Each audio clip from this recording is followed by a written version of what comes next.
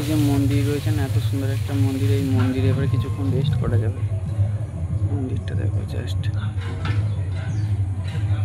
এখানে কোনোদিনও আসা হয় না। এবারে এই মন্দিরটায় কিছুক্ষণ রেস্ট করা যাবে অনেকক্ষণ। সকাল 6টা বেজে গেছে, সূর্যের আলো উঠে গেছে।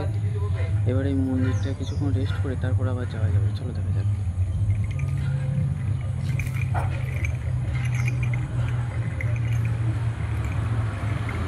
আর এই হলো আমার বাঁক, এখানে রাখা আছে।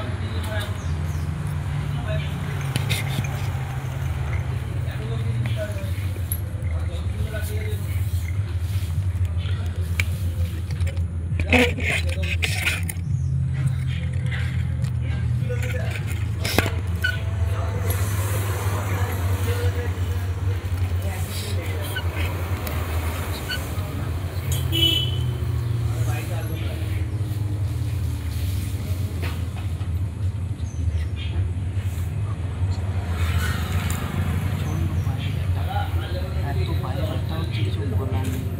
6টা বেজে গেছে, একটু রেস্ট নিয়ে গোবিন্দপুরে চলে এসেছি। এবারে বেরিয়ে যাবো গোবিন্দপুর থেকে।